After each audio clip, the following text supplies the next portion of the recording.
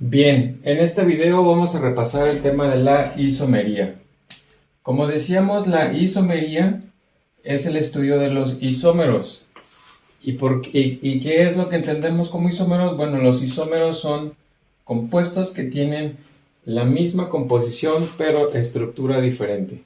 Entonces dábamos un esquema general de la clasificación de la isomería y veíamos que hay dos grandes grupos: la isomería constitucional o plana y la isomería configuracional, o también conocida como estereoisomería. A su vez, dentro de la isomería constitucional o plana teníamos tres tipos de isomería, que era la isomería de cadena, la isomería de posición y la isomería de función. De la misma forma, en lo que es la estereoisomería teníamos dos tipos: la isomería geométrica y la isomería óptica. Entonces, de esta forma entendemos que la isomería es el estudio de los isómeros y que los isómeros los vamos a tener en distintos temas. Ok, entonces, ¿qué vamos a entender con lo que es la isomería constitucional? Bueno, la isomería constitucional se va a referir a compuestos que tienen igual composición, pero tienen diferente constitución. ¿A qué nos referimos con esto? Bueno, que las moléculas que forman parte de esta isomería tienen el mismo número de átomos, pero cambia el orden en el que están presentes en la molécula. Por eso se llama isomería constitucional, porque van a tener la misma composición, pero diferente constitución, es decir, se van a presentar en diferente forma. Y decíamos que de este tipo de isomería tenemos tres tipos. Como lo vimos en el esquema anterior, tenemos la isomería de cadena, la isomería de posición y la isomería de función. Vamos a platicar entonces de la isomería de cadena. Ok, cuando hablamos de isomería de cadena nos estamos refiriendo a aquellos isómeros que se diferencian en el orden en el que se unen sus átomos de carbono. Entonces vamos a analizar este ejemplo. Decíamos que los isómeros son compuestos que tienen la misma composición, es decir, tienen los mismos átomos. Entonces, lo que tenemos que ver primero aquí es si de verdad estas moléculas son isómeros. La forma en que vamos a saber si estas moléculas son isómeros es precisamente haciendo la fórmula condensada de estos compuestos. Es decir, vamos a contar cuántos carbonos tiene cada una de estas moléculas. Entonces aquí decimos que son 5 carbonos. Aquí también tenemos 5 carbonos. Y del mismo modo en esta tenemos 5 carbonos. Ahora vamos a contar cuántos hidrógenos.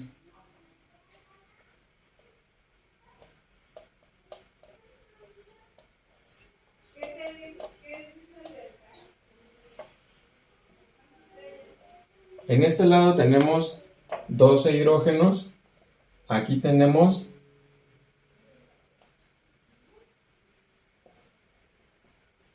12 hidrógenos. Y de este lado también tenemos 12 hidrógenos. Entonces, como pueden ver, estas tres estructuras tienen la misma composición. Es decir, tienen el mismo número y tipo de átomos. Quiere decir que estas tres moléculas son isómeros, porque tienen la misma composición, pero como pueden ver tienen diferente estructura. De tal manera que decimos que son isómeros de cadena porque se diferencian en la forma en que se unen los átomos de carbono. Si ven, aquí es una cadena lineal, aquí tenemos una ramificación y aquí tenemos dos ramificaciones. Entonces, ¿por qué es importante hablar de estos isómeros? En realidad, que tengan la misma composición pero diferente estructura van a ser moléculas quizás un tanto parecidas, pero sus propiedades físicas y químicas van a ser diferentes simplemente por este arreglo que tienen de los átomos. Entonces, cuando hablamos de isómeros de cadena, estamos hablando de la forma en que se están uniendo los átomos de carbono. Ahora, supongamos que yo les pongo un ejercicio con estas dos estructuras y que les pregunto si me pueden decir si estas dos estructuras son isómeros y de qué tipo de isómeros son. Entonces, lo primero que hay que hacer es desarrollar su fórmula condensada. Es decir, vamos a contar cuántos átomos está constituido cada estructura. Entonces, vamos a empezar por el carbono y vemos que de este lado tiene 6 carbonos y de este lado tiene 6 carbonos. Ahora vamos a contar los hidrógenos. Son 5, 6, 7, 8, 9, 10, 11, 12, 13, 14. Y de este lado tenemos 6, 7, 8, 9, 6, 7, 8, 9, 10, 11, 12, 13. También tenemos 14 hidrógenos. De tal manera que podemos decir que estas dos moléculas sí son isómeros.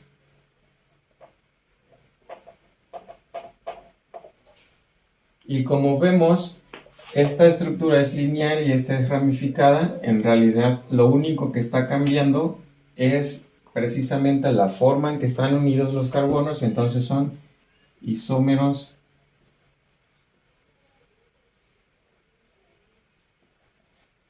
de cadena. ¿Sale?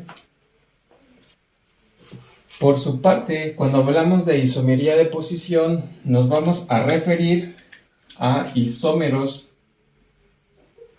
que tienen igual cadena, pero se diferencian precisamente en el lugar o posición, ya sea del grupo funcional o bien de un doble o un triple enlace. Este es el concepto de la isomería de posición. Como pueden ver en este ejemplo, estas dos estructuras vamos a analizar si son isómeros. Entonces, volvemos a hacer la misma operación. ¿Cuántos carbonos tenemos de este lado? 3. ¿Y cuántos de este lado? 3. ¿Cuántos hidrógenos tenemos de este lado? Acá son 5, 6, 7 y 8. Entonces, de este lado tenemos 3, 4, 5, 6, 7, también tenemos 8. Entonces, al tener la misma composición pero diferente estructura, estamos hablando precisamente de isómeros. Y en este caso van a ser isómeros de posición porque, como decíamos, precisamente tiene que ver en dónde está situado, ya sea el grupo funcional o un doble o un triple enlace. En este caso, para este ejemplo, estamos viendo que el grupo hidroxilo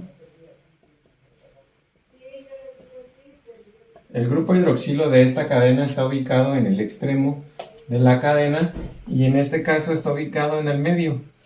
Quiere decir que entonces el simple hecho de tener este grupo hidroxilo en otra posición, las propiedades de ambos compuestos van a ser diferentes.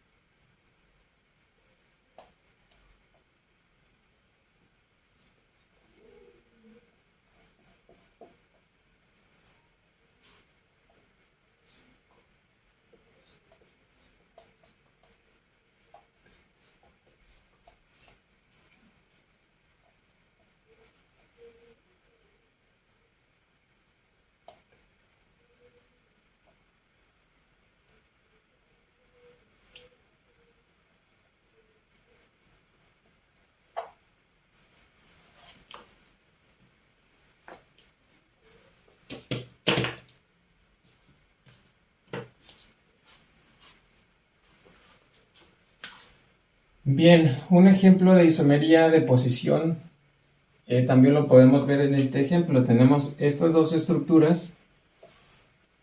Entonces vamos a ver si son isómeros. Vamos a contar sus carbonos. De este lado tenemos 4 carbonos y de este lado también tenemos 4 carbonos. Ahora en este lado tenemos 8 hidrógenos y de este lado tenemos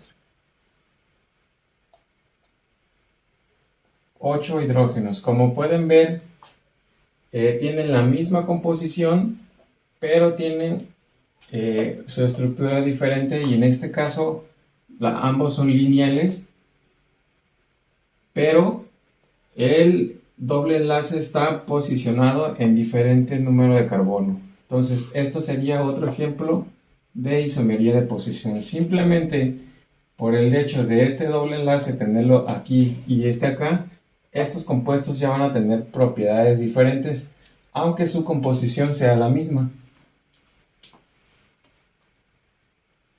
Bien, por último, dentro de lo que es la isomería constitucional, tenemos también lo que es la isomería de función. Cuando hablamos de isomería de función, nos estamos refiriendo precisamente a isómeros que están relacionados con su grupo funcional. ¿Qué es esto? Que yo puedo tener compuestos que tienen la misma composición, pero que el grupo funcional del cual caracteriza esa estructura es característico de compuestos diferentes. Es decir, vamos a analizar este ejemplo. Aquí tengo estas dos estructuras que, si nosotros las podemos observar bien y sabemos ya identificar los grupos funcionales, en esta estructura tengo este grupo funcional que es el grupo hidroxilo, y en este caso tengo este grupo funcional que vendría siendo del éter. ¿Sale? Este compuesto que yo tengo aquí, como tengo el grupo hidroxilo, estoy hablando de un alcohol, como ya lo hemos explicado en el video de grupos funcionales. Y este compuesto que yo tengo acá es un éter. Entonces, ¿qué quiere decir esto? Que aquí yo tengo dos sustancias que son totalmente diferentes porque tienen porque están dentro de una clasificación diferente, pero que si yo analizo su composición química, como lo venimos haciendo, de este lado tengo 3 carbonos, de este lado también tengo 3 carbonos, de este lado tengo 8 hidrógenos y de este lado tengo también 8 hidrógenos. Y por último tengo un oxígeno y de este lado también tengo un oxígeno. Como se pueden dar cuenta, estas dos moléculas, aunque sean sustancias diferentes, tienen la misma composición química. Quiere decir que estas moléculas son isómeros, pero estos son isómeros de función, porque de este lado yo tengo un grupo funcional y en esta otra estructura tengo un grupo diferente, de tal manera que tengo dos sustancias que son diferentes, pero que tienen la misma composición. Por lo tanto, decimos que son isómeros de función. Que es la isomería constitucional. También podemos hablar entonces de la estereoisomería, o también decíamos que es la isomería configuracional. Cuando hablamos de estereoisomería nos estamos refiriendo a isómeros que se diferencian única y exclusivamente por la posición relativa en la que están colocados los átomos entre sí. ¿Qué quiere decir esto? Bueno, que aquí vamos a tener compuestos o isómeros totalmente parecidos unos con otros, pero que solamente se van a diferenciar entre sí de acuerdo a cómo están colocados sus átomos entre sí.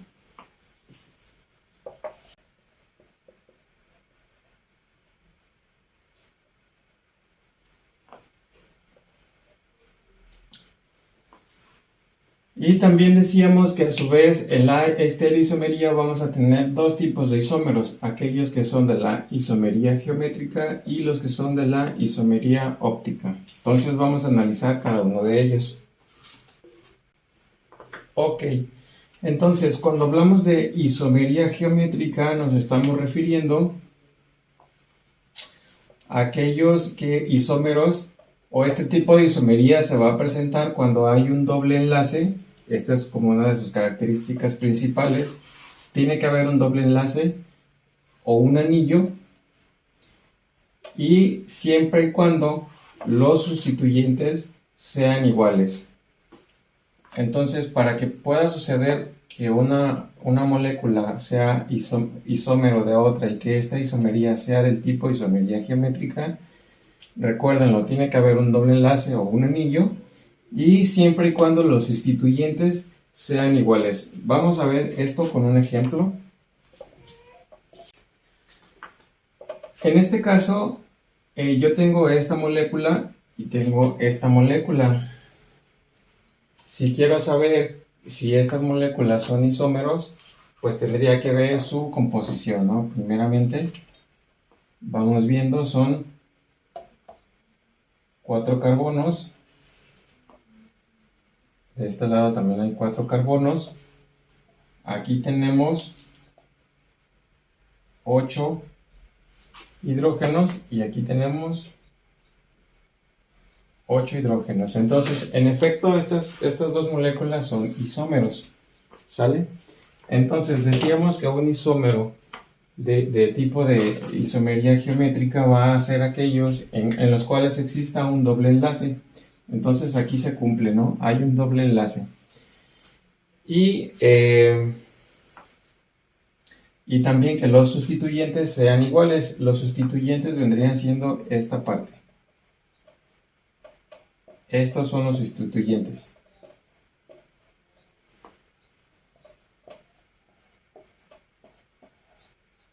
Entonces, cuando decimos que los sustituyentes están al mismo lado del doble enlace, vamos a tener un compuesto cis. Es decir, estos dos sustituyentes están al mismo lado de la molécula. Si yo doblara esta molécula, este se me empalma con este y este se me empalma con este. Estos tipos de compuestos se le van a llamar compuestos cis. Entonces, cuando decimos que los sustituyentes están en el lado opuesto, se van a llamar compuestos trans. Es decir, si yo doblo esta molécula, este sustituyente no queda con este, o sea, no empalman, sino que este está en el lado opuesto, ¿sale?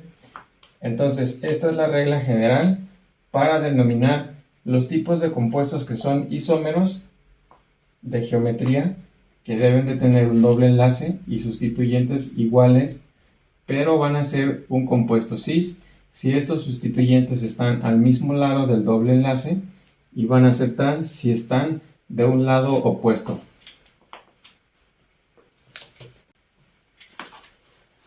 Entonces, un ejercicio que yo les puedo poner es que ustedes me digan si este tipo de moléculas, o el ejemplo de una molécula que yo les ponga, que ustedes me digan si esta molécula tiene algún isómero geométrico.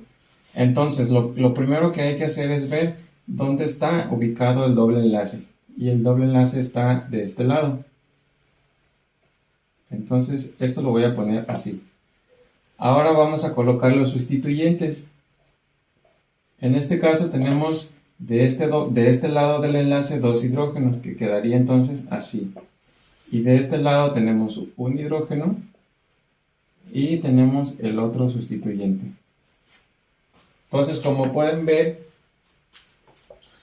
aquí no todos los sustituyentes son iguales. Entonces, se cumple el caso número 1 del doble enlace, pero como sus sustituyentes son diferentes, esta molécula no puede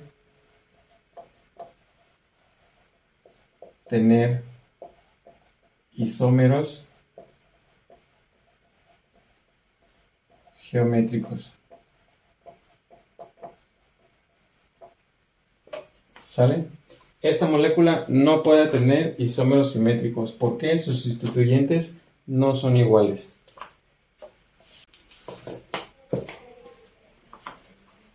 Por último, cuando hablamos de isomería óptica dentro de lo que es los grupos de la estereoisomería, que estudia la estereoisomería, aquí nos estamos refiriendo a precisamente la existencia de un carbono que lo vamos a llamar carbono quiral o asimétrico. ¿Qué va a ser esto del carbono quiral o asimétrico? Es un carbono que tiene sus 4 sustituyentes diferentes. Entonces, esto le va a dar cierta propiedad a las moléculas.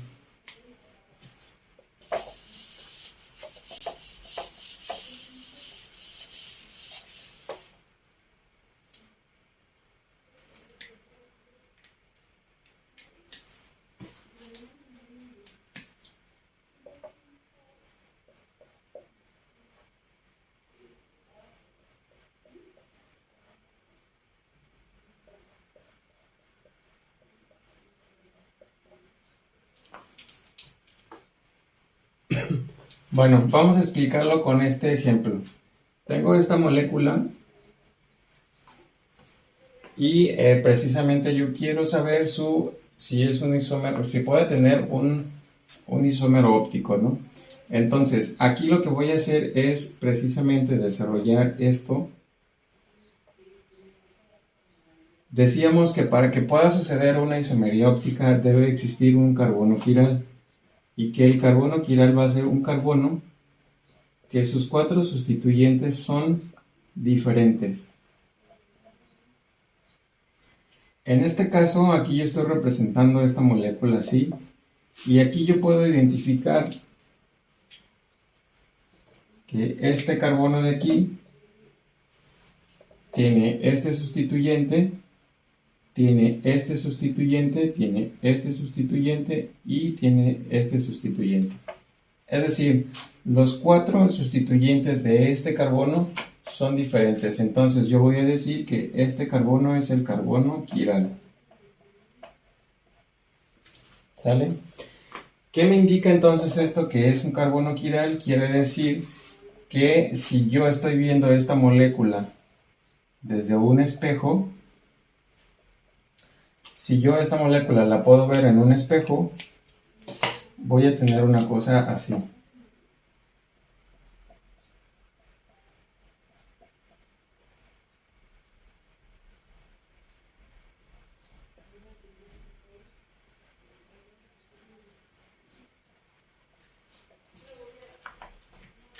Ok, así me quedaría la molécula si yo la estoy viendo con un espejo. ¿Qué significa esto? Que cambiaron las posiciones de sus sustituyentes. Si yo la estoy viendo bajo un espejo, ¿no? Este tipo de compuestos por lo general tienen las mismas propiedades físicas y químicas. Lo único que cambia a veces es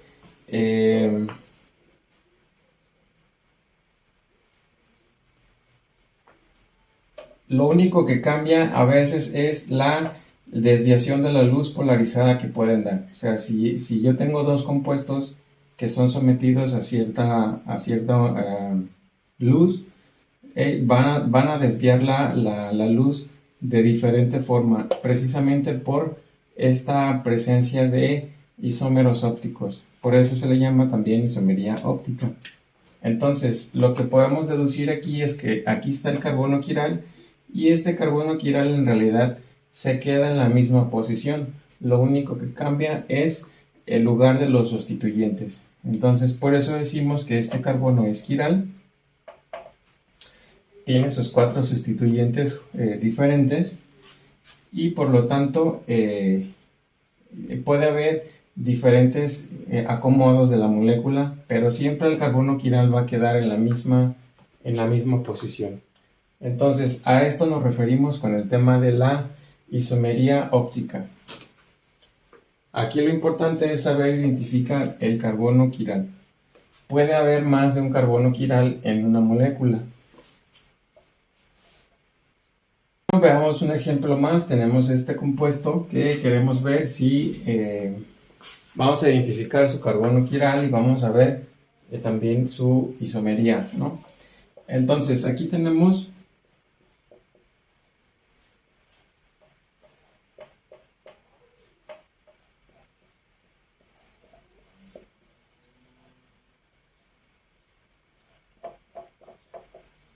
la molécula representada ya de una forma más desarrollada, ¿no? Entonces, como podemos ver, este sería un sustituyente, este sería otro y este sería otro. Los cuatro son diferentes, entonces quiere decir que este carbono de aquí es el carbono quiral. Yo les puedo poner una molécula y yo les puedo pedir que ustedes identifiquen el carbono quiral, entonces tendrían que hacer una cosa así, identificar aquel carbono que tiene sus cuatro sustituyentes diferentes. Entonces, si yo esta molécula la pongo sobre un espejo,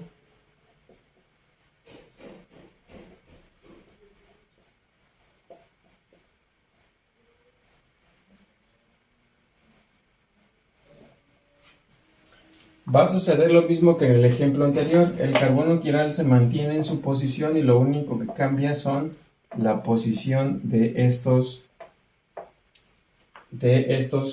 sustituyentes. Entonces, decíamos que por lo general estas son sustancias iguales, pero que es precisamente esta característica de la presencia de carbonos quirales les va a dar la propiedad de reflejar la luz polarizada de cierta forma, ¿no? Entonces, eso tiene una importancia muy grande cuando estamos hablando de los carbohidratos.